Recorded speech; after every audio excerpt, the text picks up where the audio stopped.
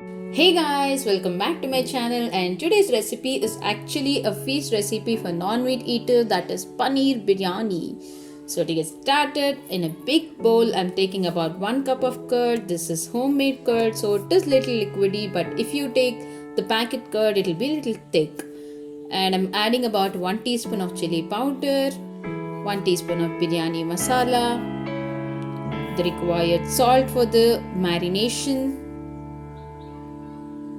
and about half a lemon. You can also add ginger and garlic paste in the marination itself, but I prefer it later.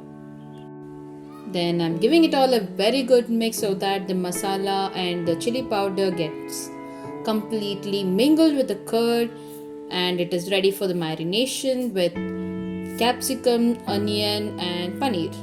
Here I have cubed them and kept ready for the marination. I'm giving it all a good mix and setting it aside to marinate for about 20 to 30 minutes.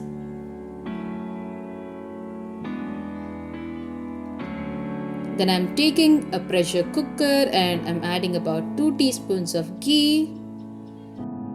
You can also use butter, but I am using ghee, and about 1 teaspoon of oil. Then in goes 1 teaspoon of cumin seeds, that is jeera,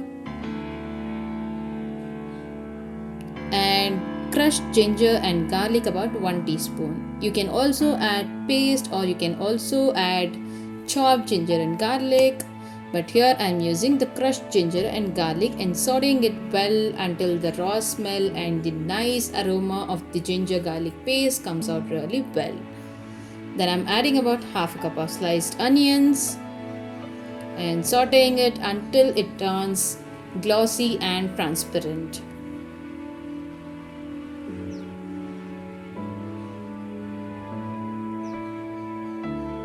Make sure to not over roast because we later add roasted onions as well.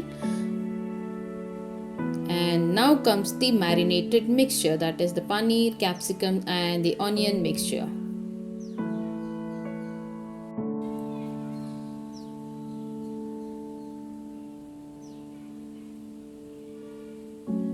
And then I'm adding about 1¼ cup of rice, that is already washed and kept ready. Here I'm using Sona Masuri. You can also use basmati rice for the recipe. Here I'm just settling the rice down. Make sure the rice layer and the paneer layers remain separate and do not mix them. Then I'm adding about 4 cups of water. Be cautious when you're adding water because the curd already is a water content, so do not add a lot of water. Then I'm adding about 1 cup of chopped mint leaves and coriander leaves together,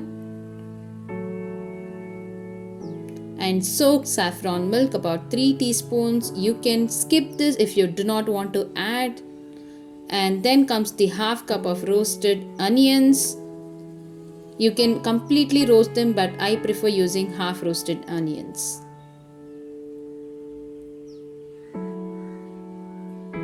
And then the required salt for the recipe.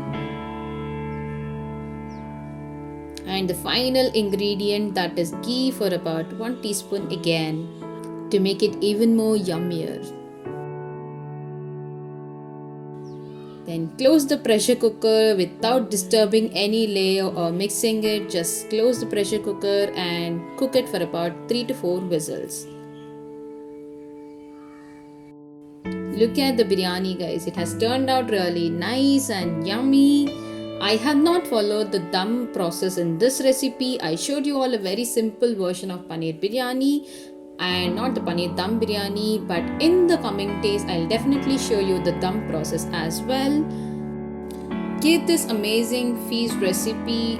For obviously for vegetarians it is a feast recipe, and for non-vegetarians I don't know, but if you wish to skip meat in biryani and still want to enjoy biryani, give this recipe a try and let me know in the comments below how this turns out.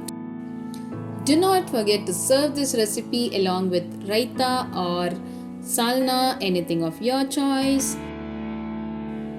Make sure to mention any of the recipe that you want to know from me in the comment section below. And until next time I meet you, bye.